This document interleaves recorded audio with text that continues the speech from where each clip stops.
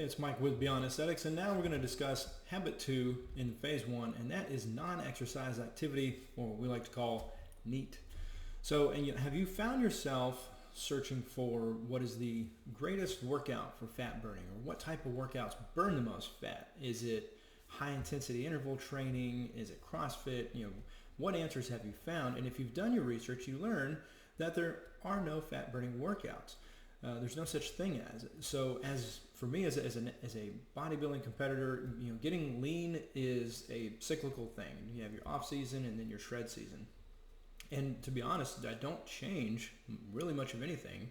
I continue to train the same, and very little is factored. I might lower the intensity or how often I'm training a certain muscle group, but what you typically see people doing is running 10 miles a week and doing all this crazy amount of cardio and helping to burn fat is actually a smaller segment of calorie burning. You actually will burn more calories in the activity that you do throughout the day. And that's why we refer to it as the non-exercise activity.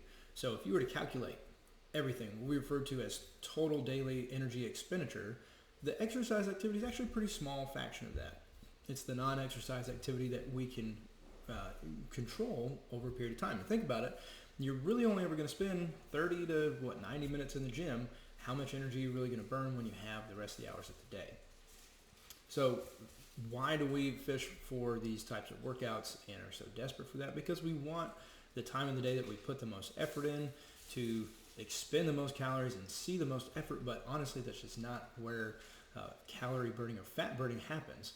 So during your workouts, and we'll discuss this in later habits, is your fat burning is actually going to occur throughout the day, but that's also going to depend on the net of, are we burning fat or are we storing fat? And that comes down to caloric management. Are you in a deficit or are you in surplus? So assuming we're operating in a deficit, the things that we can do is increase our daily activity, and that's as simple as tracking your steps.